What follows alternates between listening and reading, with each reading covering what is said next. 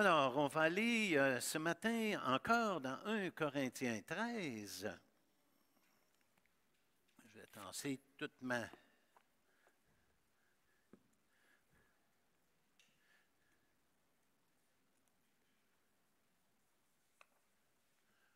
paperasse. Alors, 1 Corinthiens 13, on parle de l'amour. 1 Corinthiens 13. Alors, c'est la suite du message ou le thème que j'ai entrepris au début de l'été. Et j'y vais verset par verset. Alors, je vais lire les versets 1 à 4 pour la circonstance. Quand je parlerai les langues des hommes et des anges, si je n'ai pas la charité, je suis un airain qui résonne et une cymbale qui retentit. Et quand j'aurai le don de prophétie, la science de tous les mystères et toute la connaissance, quand j'aurai même toute la foi jusqu'à transporter les montagnes, si je n'ai pas la charité ou l'amour, je ne suis rien. Et quand je distribuerai tous mes biens pour la nourriture des pauvres, quand je livrerai même mon corps pour être brûlé, si je n'ai pas la charité ou l'amour, cela ne me sert de rien. La charité est patiente, elle est pleine de bonté, la charité n'est point envieuse, la charité ne se vante point, elle ne s'enfle point d'orgueil. Courbons-nous devant Dieu. Merci Seigneur de la grâce que tu nous donnes de pouvoir ouvrir ta parole en toute liberté. Merci Seigneur Dieu de nous avoir placés dans un milieu où nous n'avons pas à craindre la persécution, comme c'est le cas dans plusieurs coins de la planète.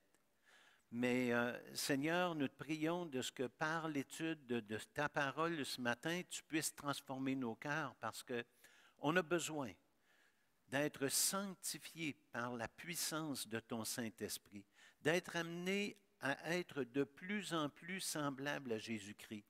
Et pour cela, Seigneur Dieu, bien, on est conscient que tu vas devoir encore faire du ménage dans nos vies, arracher des choses qui nous empêchent d'être constamment dans ta volonté, qui attristent ton Saint-Esprit. Aussi, Seigneur, nous te prions de ce que par le message de ce matin, tu puisses faire en sorte que nous allons considérer ta volonté et surtout, Seigneur Dieu, de ce que tu vas nous donner, de ne pas être des auditeurs oublieux, mais que nous allons, donne-nous d'être des gens qui allons désirer être transformés par ta parole. Que ta parole soit le miroir qui nous montre qui nous sommes devant toi, et puis qu'on puisse, dans le fond, comme devant le miroir, Seigneur Dieu, replacer ce qui, malheureusement, ne concorde pas avec ta volonté. Tout comme chaque matin, devant le miroir, on se peigne et on fait sa toilette, bien ce matin, Seigneur Dieu, que devant le miroir de la parole de Dieu, on puisse faire une autre partie de la toilette que nous avons besoin de faire pour notre âme. Garde-nous en toi et parle-nous, car nous sommes là pour écouter ce que tu as à nous dire. C'est en Jésus que nous te prions cela. Amen. Alors, on a vu dans les dernières semaines, il y a eu les 2 dernières semaines, ça a été quelqu'un d'autre qui nous a apporté la parole, mais on a vu avant cela, précédemment, Gilles Lapierre et Marc Dubuc, que la charité est patiente. On a vu que la charité est pleine de bonté. Et ce matin, on va considérer le point que la charité n'est point envieuse. L'amour n'est pas envieux. L'envie, c'est quoi l'envie? On peut dire l'envie, la jalousie, la convoitise. Ce sont des mots qui sont tous des synonymes. L'envie, est défini comme un sentiment de convoitise à la vue du bonheur, des avantages d'une autre personne. Je répète, l'envie, c'est un sentiment de convoitise à la vue du bonheur, des avantages d'une autre personne. La jalousie, c'est un sentiment d'envie, de désir d'obtenir les avantages dont jouit une autre personne. Ça ressemble pas mal, hein? Ça se recoupe. Puis la convoitise. C'est quoi la convoitise? La convoitise, c'est un désir immodéré de posséder.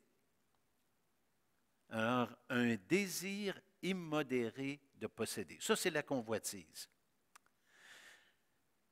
Dans le livre de l'Exode, on a les 10 commandements au chapitre 20. Est-ce que quelqu'un est capable de me citer par cœur le 10e commandement?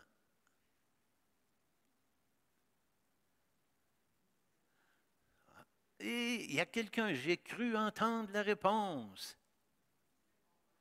Oui, c'est ça. Tu ne convoiteras point la maison de ton prochain, tu ne convoiteras point la femme de ton prochain, ni son serviteur, ni sa servante, ni son bœuf, ni son âne, ni aucune chose qui appartienne à ton prochain. Alors on voit que ça fait partie des commandements que Dieu avait donnés à Israël.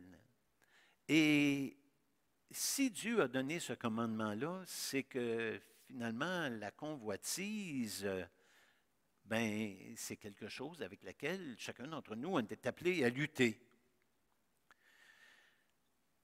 Jésus, en parlant des 4 semences qui tombaient dans 4 terres différentes, nous parle de la semence qui va tomber dans la terre avec des épines.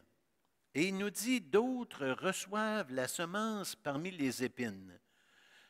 Ce sont ceux qui entendent la parole, mais en qui les soucis du siècle, la séduction des richesses et l'invasion des autres convoitises étouffent la parole et la rendent infructueuse.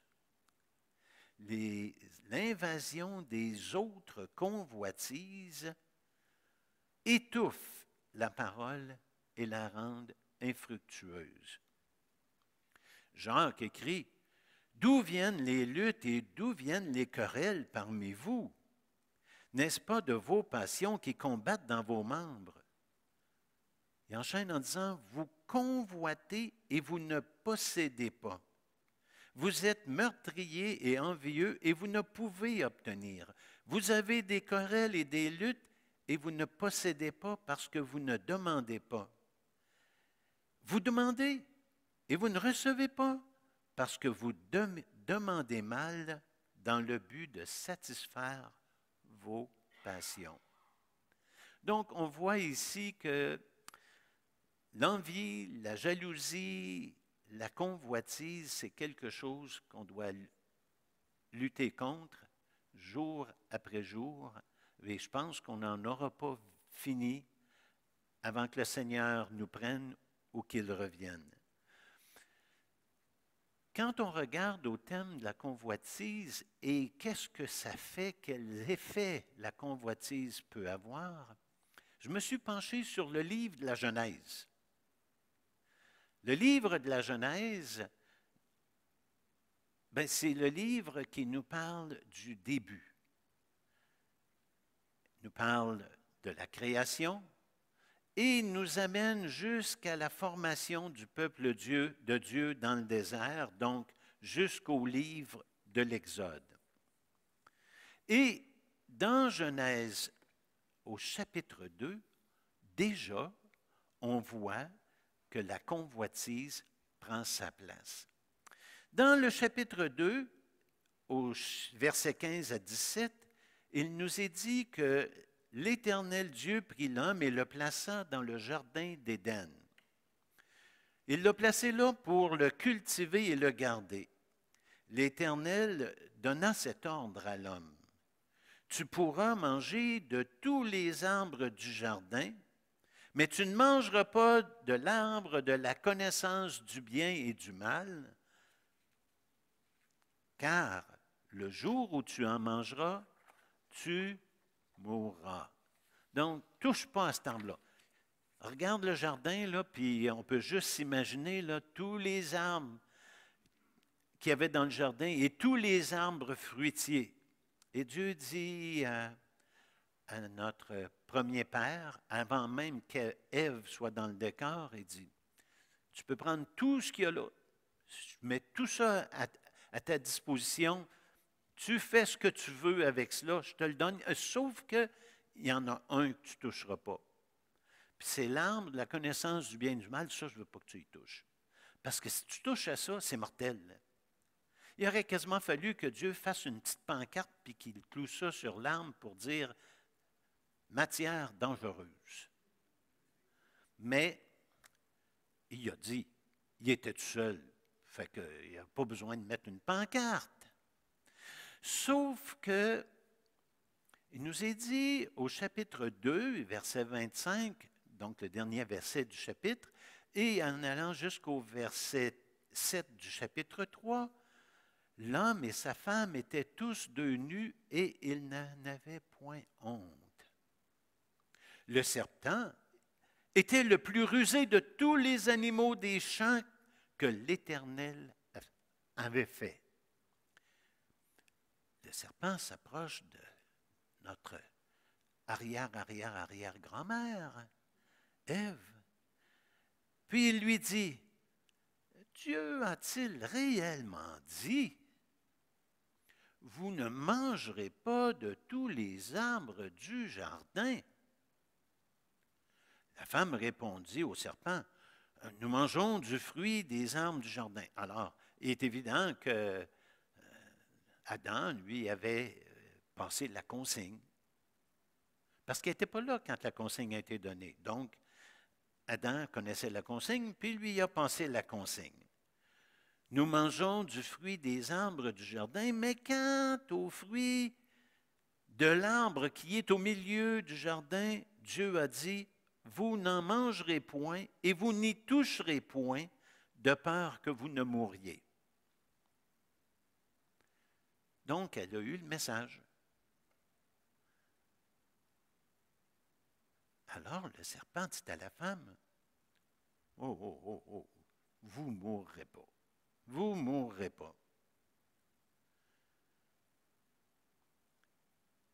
Mais Dieu sait que le jour où vous en mangerez, il va se passer quelque chose d'extraordinaire.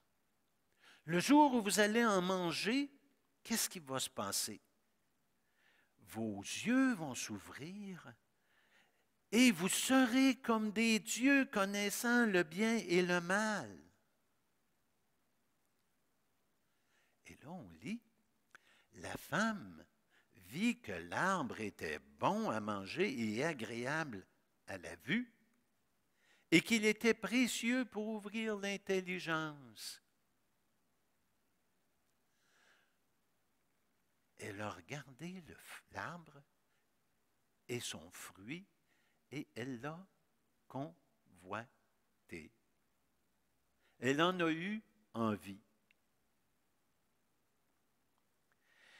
Elle a pris de son fruit, elle en a mangé, et puis en a donné à Adam. Adam était auprès d'elle. C'est lui qui l'avait entendu le message. Il aurait dû corriger le tir, mais lui aussi, tristement, il a été séduit. Et les yeux de l'un et de l'autre s'ouvrirent, et ils ont connu qu'ils étaient nus.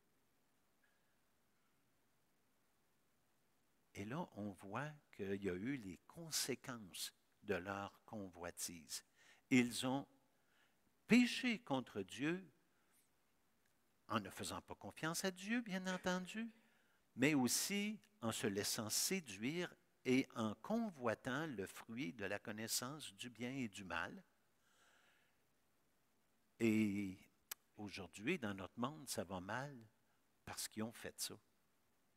Aujourd'hui, dans notre monde, c'est toutes sortes de conséquences néfastes qui se produisent jour après jour, semaine après semaine, mois après mois, année après année, dans nos vies, chacune de nos vies, dans notre monde, dans notre société, parce que nos premiers parents ont convoité ce que Dieu avait dit, tu n'y toucheras pas.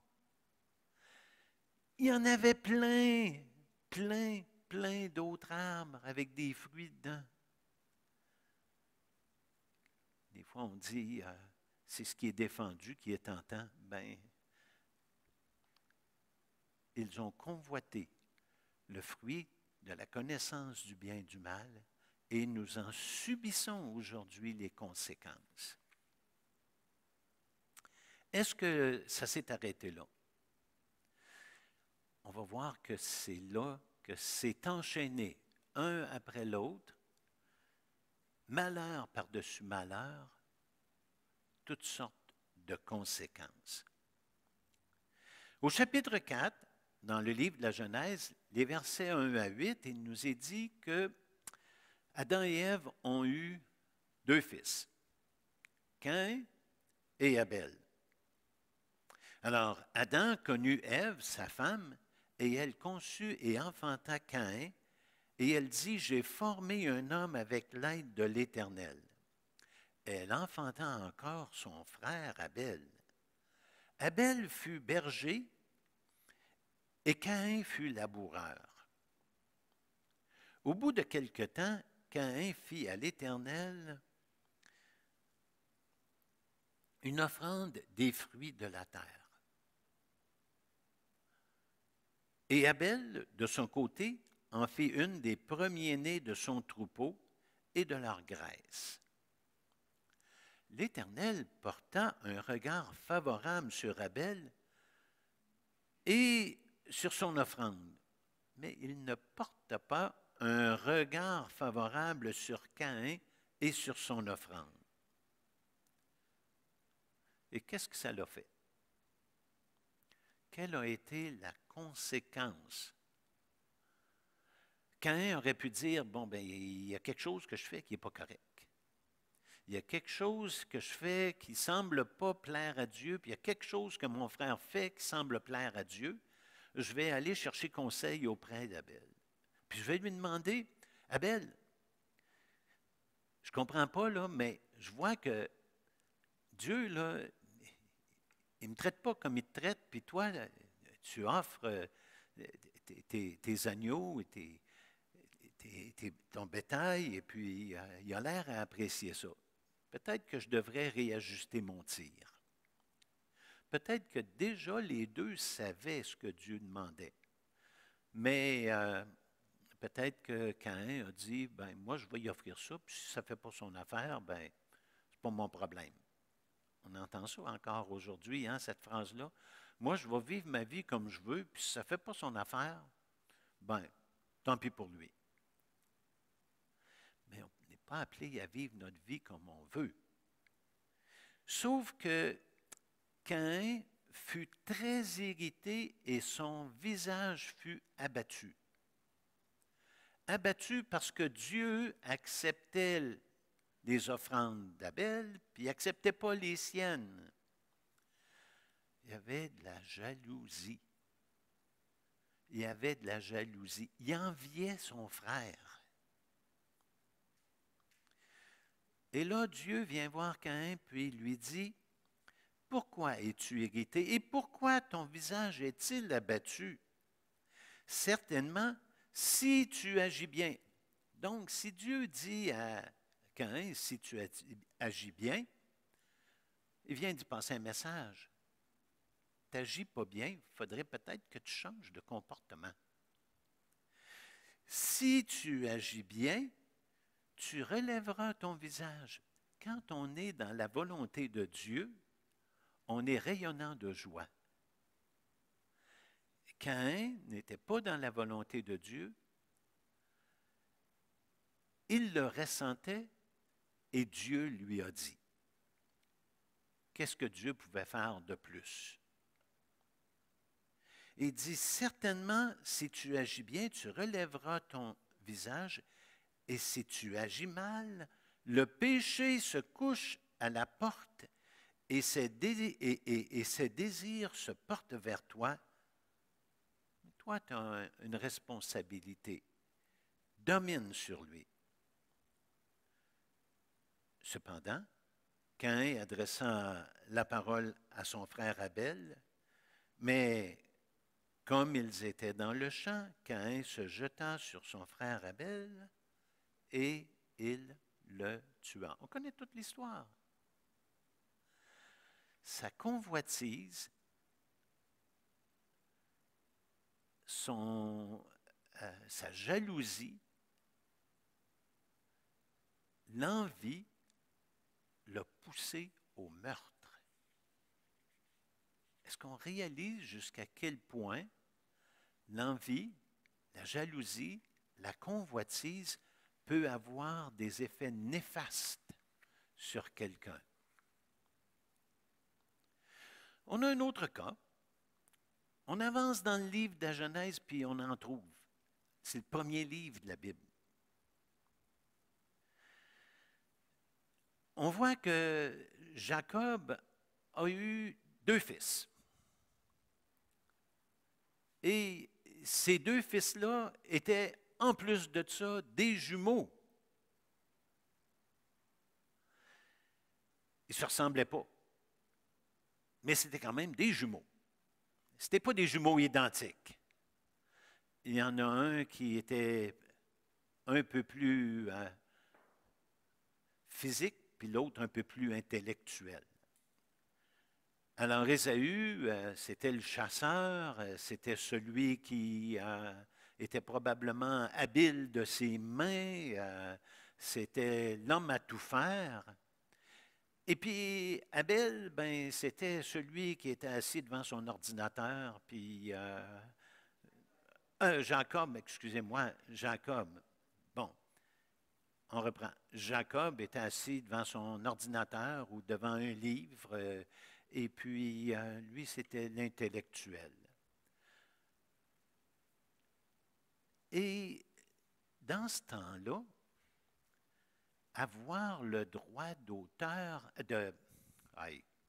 le droit d'aînesse, on reprend, avoir le droit d'aînesse, ce n'était pas quelque chose à négliger. Et Ésaü avait le droit d'aînesse, c'est-à-dire que c'était celui qui allait bénéficier le plus de la part de ses parents parce qu'il était le premier-né. Et pourtant, il est né quelques minutes avant, il n'est pas né 3 jours après. Avant, il est né quelques minutes avant son frère.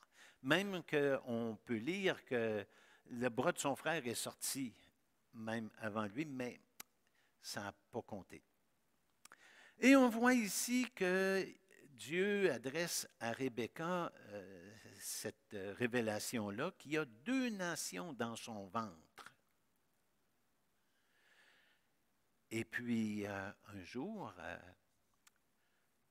Jacob il a trouvé l'occasion idéale pour s'accaparer du droit d'aînesse. Jacob, il faut le voir, convoitait le droit d'aînesse. Comment voit-on ça? Bien, un jour, Ésaü est revenu à la maison et puis Ésaü était un habile chasseur. Et on voit qu'en revenant des champs, il était accablé puis il était très, très fatigué. Et là, il voit que Jacob est en train de préparer un repas. Il y en a un qui tuait le gibier puis l'autre qui faisait la cuisine. Puis il lui dit, « Laisse-moi, je te prie, manger de ce roux-là, car je suis fatigué. » Et c'est pour cela qu'on a donné à Ésaü le nom d'Édom. Jacob dit, vends-moi aujourd'hui ton droit d'aînesse. Si tu me vends ton droit d'aînesse, je vais te donner à manger. Ésaïe répondit, voici, je m'en vais mourir, j'ai tellement faim, je meurs de faim. À quoi me sert ce droit d'aînesse? Et Jacob ne voulait pas manquer son coup, il a dit, signe sa ligne en bas. Jure-moi d'abord. Et il le lui jura, et il vendit son droit d'aînesse à Jacob. Et Jacob donna à Ésaü du pain et le potage de lentilles. On peut voir ici que c'était quelque chose que Jacob convoitait, le droit d'aînesse. Et c'est quelque chose que Ésaü a méprisé, mais son frère le convoitait et il a fini par arriver à ses fins, puis il a eu le droit d'aînesse. Et on voit que ça a été, pendant des siècles, la lutte entre les descendants d'Ésaü et les descendants de Jacob. Les Édomites et les Israélites ont été des ennemis. On voit qu'à un moment donné, quand Jacob a eu la bénédiction de son père, Ésaü était vraiment pas content, puis il a dit, quand je vais avoir ma chance, je vais y régler son cas, puis je vais leur prendre mon droit d'aînesse. Il était prêt à tuer son frère, comme Caïn a tué son frère. C'est là que ça mène. C'est là que ça mène l'envie, la jalousie, la convoitise.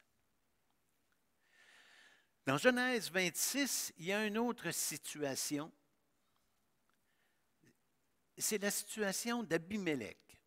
Je ne sais pas si vous vous souvenez d'Abimélec, mais Abimélec, c'était un des anciens rois des Philistins. Et puis, il nous est dit que Isaac était dans le pays, puis Isaac, ça marchait son affaire. Il était vraiment béni. Et puis, il est devenu riche, puis il alla en s'enrichissant de plus en plus jusqu'à ce qu'il devint, et là la Bible dit, fort riche. Fort riche. Il avait des troupeaux de menu bétail, des troupeaux de gros bétail et un grand nombre de serviteurs. Aussi, les Philistins lui portèrent envie.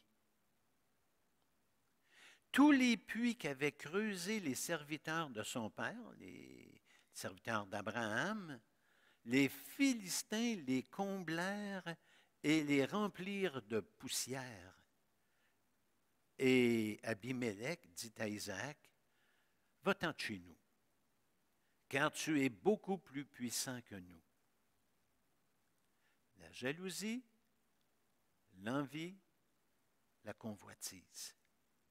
On fait en sorte qu'Abimélec a chassé Isaac de son pays. Pourtant, ça aurait pu être un plus pour son pays. Mais il ne pouvait pas endurer que quelqu'un soit plus riche que lui, plus béni que lui. Une autre situation, chapitre 30, toujours dans le livre de la Genèse. Lorsque Rachel vit qu'elle ne donnait point d'enfant à Jacob, elle porta envie à sa sœur Léa. Et elle dit à Jacob, donne-moi des enfants. Comme si Jacob avait le contrôle là-dessus. Bien, Jacob lui a bien répondu, suis-je à la place de Dieu qui t'empêche d'être féconde? Et là, elle a trouvé une solution à son fameux problème de fécondité. Parce qu'elle était jalouse de sa sœur Léa. Puis elle l'enviait parce que Léa, c'était était rendue à 5 enfants, là. Puis elle n'en avait pas encore un, fait que elle enviait sa sœur, puis elle était jalouse. Elle a trouvé une solution. Elle a dit, voici ma servante Bilha, va vers elle, qu'elle enfante sur mes genoux, et que par elle, j'ai aussi des enfants. Mesdames, iriez-vous jusque-là? Si monsieur voulait absolument avoir des enfants? On voit que ça n'a pas été facile dans leur vie de famille, hein? Et c'est ça qui a entraîné la convoitise, l'envie, la jalousie. Chapitre 31. Ben, Rachel et Léa avaient un papa, il s'appelait Laban. Et quand on regarde la vie de Laban, ben, si vous n'aviez pas lu jusque-là, je vais vous donner une petite introduction à Laban. Laban, eh bien, c'est un homme qui était le frère de la maman de Jacob et d'Ésaü. Et puis, Ésaü est allé vers sa famille parce que ses parents ne voulaient pas qu'il marie une fille du pays. Et Rebecca et Isaac ont envoyé Laban vers la famille de son frère. Et là, il a rencontré Rachel, puis il est tombé en amour, coup de foudre, avec Rachel. Un vrai coup de foudre. Et puis là, il a dit, donne-moi ta fille. Il demandait ça à Laban. Il dit, je vais travailler 7 ans pour elle. Eh, mes amis, il était vraiment en amour, hein? Il a travaillé 7 ans pour notre ami Laban. Et après les 7 ans, notre ami Laban a respecté son engagement et il a donné sa fille en mariage à Jacob. Quand Jacob s'est levé le lendemain matin, c'était pas la même, c'était pas la bonne, c'était sa sœur. Et Laban, il a dit, ben, ça se fait pas dans le pays, là. Je ne pouvais pas te donner Rachel parce que Léa est plus vieille. Et puis, Laban a dit, ben, si tu veux retravailler un autre 7 ans pour moi, je vais te donner un deuxième. Mais vous pouvez vous imaginer ce qui devait se trotter dans la tête de notre frère, notre cher Jacob. Mais il a travaillé pendant toutes ces années-là. Et là, à un moment donné, il a entendu les propos des fils de Laban qui disaient, Jacob a pris tout ce qui était à notre père, et c'est avec le bien de notre père qu'il s'est acquis toute cette richesse. La jalousie, l'envie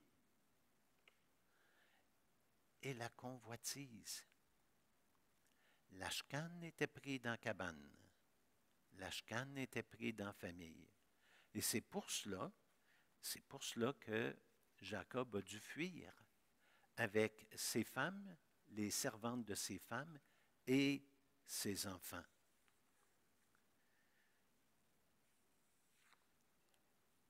Genèse 37.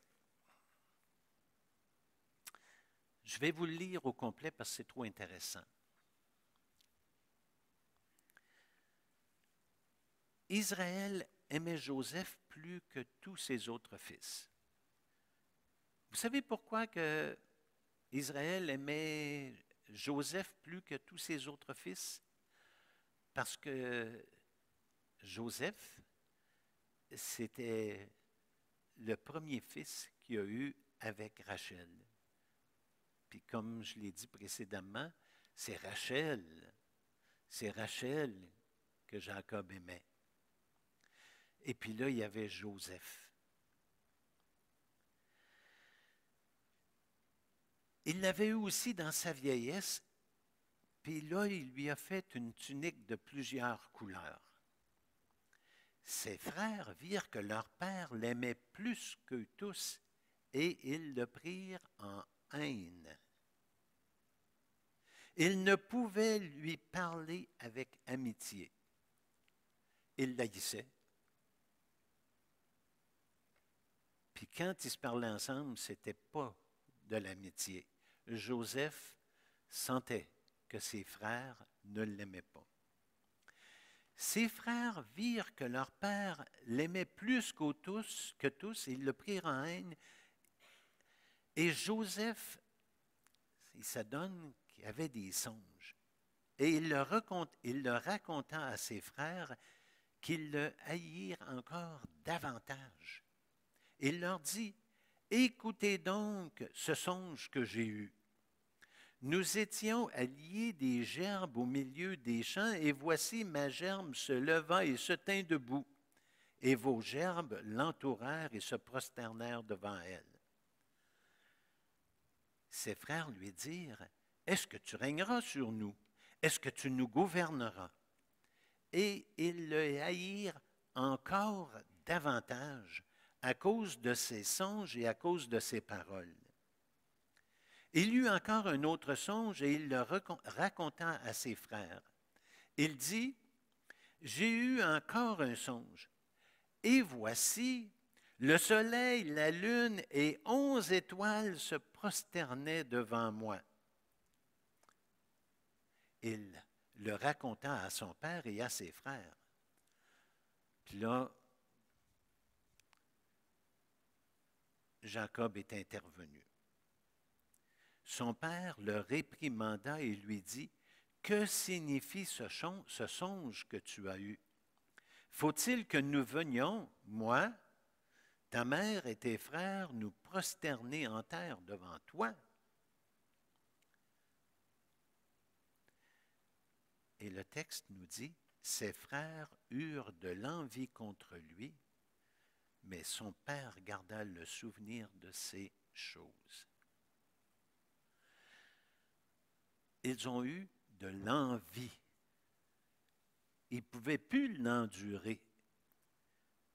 Ils ne l'aimaient pas. Et qu'est-ce qu'ils ont fait? Ils l'ont vendu comme esclave aux Égyptiens. Le texte de Genèse nous dit qu'ils l'ont vendu parce ils l'enviaient.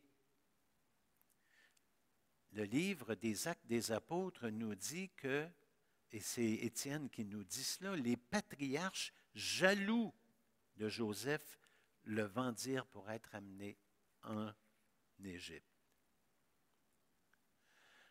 Il y a eu d'autres personnes dans la Bible qui ont été jaloux et puis qui ont eu de l'envie. Les chefs religieux, il nous est dit, on peut le lire dans Matthieu au chapitre 27 et au verset 18. Matthieu 27, 18 et Marc nous raconte la même chose. Je vais le lire.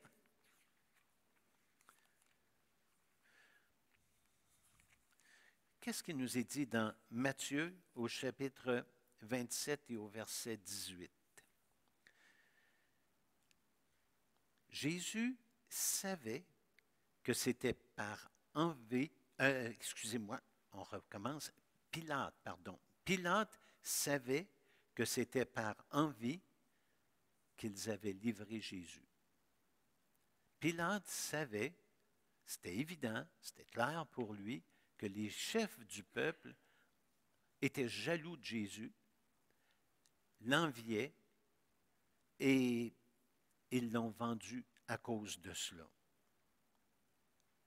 L'apôtre Paul, en écrivant à Tite, et je vais le lire aussi, Tite au chapitre 3 et au verset 3, il nous est dit,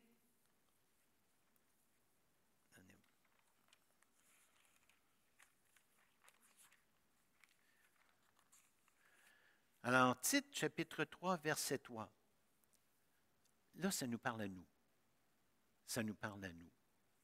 Car nous aussi, nous étions autrefois insensés, désobéissants, égarés, asservis à toute espèce de convoitise et de volupté, vivant dans la méchanceté et dans l'envie, dignes d'être haïs et nous haïssant les uns les autres.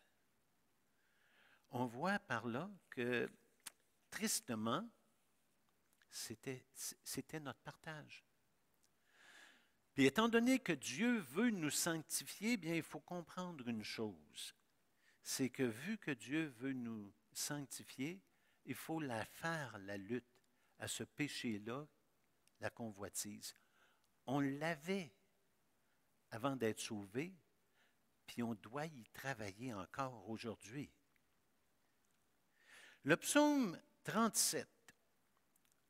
Le psaume 37 nous dit, et c'est très intéressant, vous pouvez y tourner si vous voulez. Alors, le psaume 37 nous dit, versets 1 à 8 et 16, je vais le lire. Ne t'irrite pas contre les méchants, n'envie pas ceux qui font le mal, car ils sont fauchés aussi vite que l'herbe et ils se flétrissent comme le gazon vert. Confie-toi en l'Éternel et pratique le bien, aie le pays pour demeure et la fidélité pour pâture. Fais de l'Éternel tes délices et il te donnera ce que ton cœur désire. Recommande ton sort à l'Éternel et mets en lui ta confiance et il agira. Il fera paraître ta justice comme la lumière et ton droit comme le soleil à son midi. Garde le silence devant l'Éternel et espère en lui. Ne t'irrite pas contre celui qui réussit dans ses voies, contre l'homme qui vient à bout de ses mauvais desseins. Laisse la colère, abandonne la fureur, ne t'irrite pas, ce serait faire mal. Nous qui sommes chrétiens, des fois on prend pour acquis que tout devrait bien aller. Mais si vous êtes comme moi, tout ne va pas toujours très, très bien dans nos vies. C'est-à-dire que le fait de devenir chrétien, ce n'est pas une garantie de ce qu'on va avoir tout ce qu'on veut. On a tendance, en tant que chrétien, à s'imaginer que si on suit fidèlement le Seigneur va bénir. Mais qu'est-ce qu'on entend par la bénédiction? On entend par la bénédiction que Dieu va nous donner ce qu'on lui demande. Tout ce que vous demanderez par la prière, Dieu vous le donnera. Mais il répond à toutes nos prières, mais il y a des fois et souvent qu'il ne répond pas comme on pense qu'il devrait répondre. Et c'est pour ça que le psalmiste ici, il nous montre que les gens qui ne sont pas sauvés, les gens qui ne vivent pas selon Dieu, les gens qui ne craignent pas Dieu, on peut être tenté de les envier. On peut être tenté de regarder eux autres, puis regarder à notre Père céleste, puis de dire, comment ça se fait que moi, je n'ai pas ces choses-là? Le psaume 73 nous dit quelque chose d'intéressant. Le psaume 73 nous révèle quelque chose qui devrait nous interpeller. Dans le psaume 73, eh bien, il y a un homme de Dieu qui a failli se faire prendre au piège, comme il arrive qu'on se fait prendre au piège nous autres aussi. Être chrétien n'est pas une garantie de succès selon le monde. Je dis bien, c'est une garantie de succès, tout concourt au bien de ceux qui aiment Dieu, mais pas nécessairement le succès que le monde envisage. Et en tant que chrétien, des fois, on a tendance à regarder les gens qui ne vivent pas selon Dieu, puis il semblerait qu'eux autres n'ont pas les problèmes qu'on a. Avez-vous l'impression que c'est comme ça des fois? Que ceux qui vivent dans le monde sont bien mieux que nous autres. Bien, ce frère-là, il a écrit un psaume Oui, Dieu est bon pour Israël, pour ceux qui ont le cœur pur. Il dit toutefois, mon pied allait fléchir, mes pas étaient sur le point de glisser. Pourquoi? Parce que je portais envie aux insensés. En voyant le bonheur des méchants, rien ne les tourmente jusqu'à la mort, et leur corps est chargé d'embonpoint. Ils n'ont aucune part aux souffrances humaines. Ils ne sont point frappés comme le reste des hommes. Aussi l'orgueil leur sert de collier. La violence est le vêtement qui les enveloppe. L'iniquité sort de leurs entrailles. Les pensées de leur cœur se font jour. Ils raillent et parlent méchamment d'opprimés. Ils profèrent des discours hautains. Ils élèvent leur bouche jusqu'aux cieux et leur langue se promène sur la terre. Et il ajoute quelque chose qui est bouleversant. Voilà pourquoi son peuple se tourne de leur côté. Voilà pourquoi son peuple se tourne de leur côté. Ça marche leur affaire, eux autres. Ça va bien le business. On va faire comme eux autres. On envie, on jalouse, on convoite.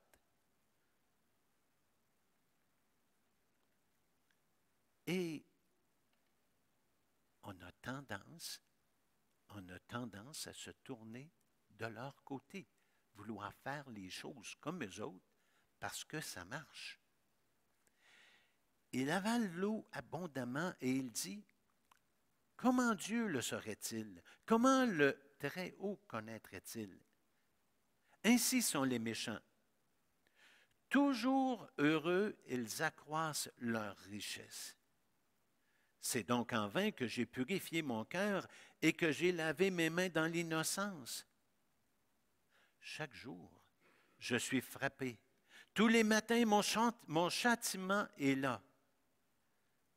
Si je disais, je veux parler comme eux, voici, je trahirais la race de tes enfants. Mais il a fait une réflexion. Et quelle était sa réflexion? Sa réflexion était celle-ci. Quand j'ai réfléchi là-dessus pour m'éclairer, la difficulté fut grande à mes yeux. Quand je réfléchis pour m'éclairer, la difficulté fut grande à mes yeux, jusqu'à ce que j'eusse pénétré dans le sanctuaire de Dieu, jusqu'à ce que j'eusse entré dans la présence de Dieu et que j'eusse pris garde, au sort final des méchants. Jusqu'à ce que j'eusse pris garde au sort final des méchants. Est-ce que je réfléchis au fait que Christ est mort pour mes péchés, qui m'a donné la vie éternelle, puis ce qu'il me demande, c'est pour mon bien? Et puis, peu importe ce qui se passe autour de moi, peu importe le succès que quelqu'un peut avoir autour de moi, s'il n'a pas mis sa confiance en Jésus-Christ pour le salut de ses péchés, tout va se finir à sa mort. Tandis que pour nous, qui sommes sauvés, nous avons une espérance.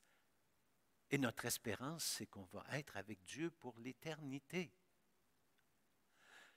Ils ont de belles grosses maisons, mais Jésus nous en prépare une. Et n'oubliez pas que Jésus était charpentier de métier. Vous pouvez juste vous imaginer quel genre de maison il est en train de vous construire et de me construire. Oui, tu les places sur des voies glissantes, tu les fais tomber, tu les mets en ruine. Et quoi, en un instant, les voilà détruits. Ils sont enlevés, anéantis par une fin soudaine, comme un songe à son réveil. Seigneur, à ton réveil, tu repousses leur image. Lorsque mon cœur s'aigrissait et que je me sentais percé dans mes entrailles, waouh, j'étais stupide et sans intelligence. Ma convoitise était en train de me faire dérouter. Ma jalousie est en train de ruiner ma propre vie. Ça me rongeait. J'étais à ton égard comme les bêtes. Et là, il dit, cependant, je suis toujours avec toi. Tu m'as saisi la main droite, tu me conduiras par ton conseil, puis tu me recevras dans la gloire.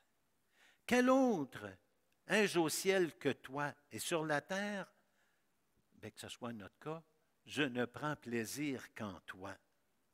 Ma chair et mon cœur peuvent se consumer. Dieu sera toujours le rocher de mon cœur et mon partage.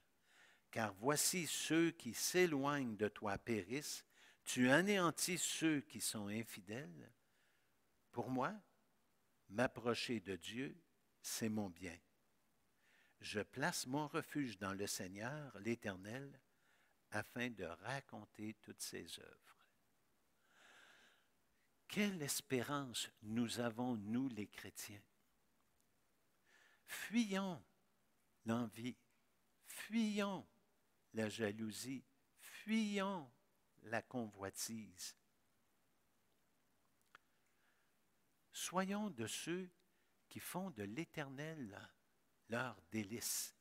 Que Dieu soit mon délice, que je lui fasse confiance et que je le voie bénir abondamment chacun d'entre nous, parce que nous marcherons dans ses voies et nous aurons la joie du Seigneur. Nous aurons la joie du Seigneur. L'amour n'est point envieuse. L'amour n'est point envieuse. Seigneur, donne-moi la victoire sur l'envie. Donne-moi la victoire sur la jalousie. Donne-moi la victoire sur la convoitise. Parce que je vois que la convoitise, la jalousie, l'envie n'apportent que la confusion, n'apportent que la tristesse, ne m'amèneront qu'à faire des choses qui déplairont à Dieu et par ricochet me rendront malheureux. Seigneur, donne-moi la victoire sur ce péché, sur cette attitude, sur ce comportement-là. Courbons-nous devant Dieu. Seigneur notre Dieu, on a pu considérer, entre autres, plus particulièrement dans le livre de la Genèse, des effets néfastes de la convoitise, des effets néfastes de l'envie et de la jalousie. Seigneur, ma prière, c'est que tu nous donnes de marcher avec amour en bannissant de notre cœur cette envie, cette jalousie, cette convoitise, que nous y fassions la lutte. Ce n'est pas pour rien, Seigneur, que dans le décalogue, tu nous as donné au 10e commandement de ne pas convoiter. Seigneur, c'est parce que c'est là dans nos vies. C'est un combat constant. Je te prie donc, Seigneur, de ce que dans ta grâce, tu nous équipes pour faire, avoir la victoire, pour faire les efforts nécessaires pour avoir la victoire là-dessus. On voit que le Seigneur Jésus-Christ nous a donné un exemple flagrant de l'amour. Il nous est dit qu'au lieu de considérer ses propres intérêts, il a considéré les nôtres, il a considéré les miennes. Aussi, Seigneur, ma prière, c'est que tu me donnes d'avoir les sentiments qui étaient en Jésus-Christ. Et qu'au lieu de regarder autour de moi et d'essayer d'avoir ce que les autres ont, je me contente d'avoir ce que toi, tu me donnes. Que je me contente d'avoir ce que toi, tu as fait pour moi.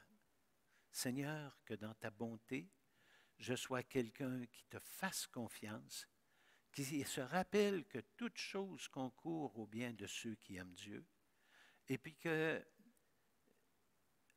j'ai rien à envier à personne, comme dit le psaume 73, parce que tu es celui qui me bénit. Tu es ma bénédiction. Et tu ne permettras pas, Seigneur, que je sois éprouvé au-delà de mes forces, puis tu vas me donner, avec la tribulation, toutes sortes de bénédictions. Seigneur, donne-nous en tant que chrétiens, donne-nous en tant qu'Église, d'être un groupe de tes enfants qui va faire la lutte à ce péché qui est si subtil. Seigneur, que tu sois notre richesse, que tu sois celui que nous allons envier et vouloir être pareil. Seigneur, qu'on recherche à être semblable à Jésus-Christ. Je te prie au nom de Jésus. Amen.